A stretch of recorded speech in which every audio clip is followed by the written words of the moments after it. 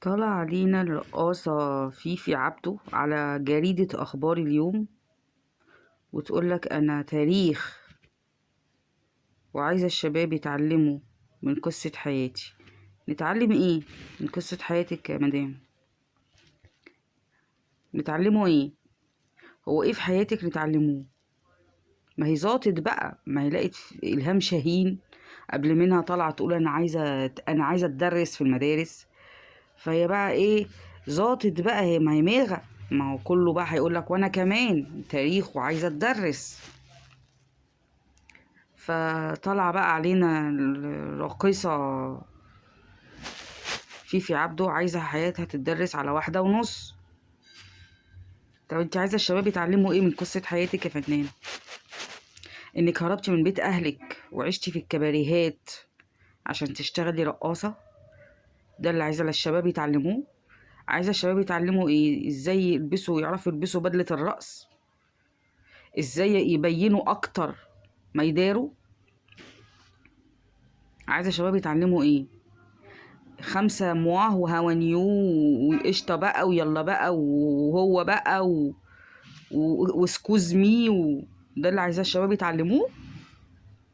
ما هو ده اللي انت بتقوليه وده اللي اتعلمتيه في حياتك فبتقوله لنا. احنا بنضحك ودمك خفيف وبتاع، بس مش لدرجة انك تدرسي في المدارس للأطفال. يعني انت رقاصة وارتضيتي لنفسك انك تكوني رقاصة. عايزة ايه؟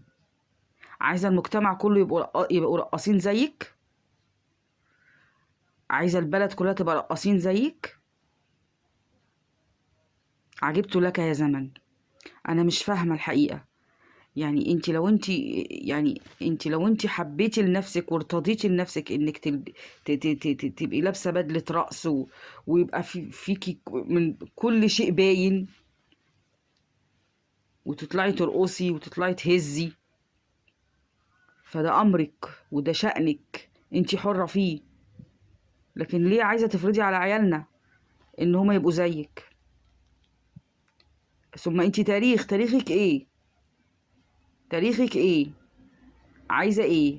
عايزة يعني تقولي للشباب انك ازاي عرفتي تهربي من بيت اهلك عشان تشتغلي رقاصة في الكباريهات وبعد كده طلعتي على التلفزيونات؟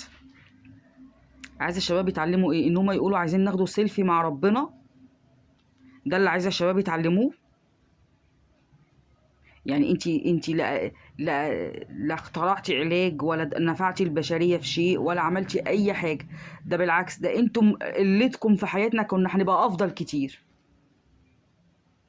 يعني انتوا ضليتونا وضليتوا الأمة وخرجتوها عن دينها وخرجتوها عن أخلاقها وخرجتوها عن قيمها وخرجتوها عن عاداتها وتقاليدها وعن كل شيء حلو كان في المجتمع. لا انتوا مش كفاية، انتوا كمان عايزين الشباب كلها تبقى زيكم. حسبنا الله ونعم الوكيل. إلى الله المشتكى. والله المستعان على ما تصفون، ولكن أكثر الناس لا يعلمون.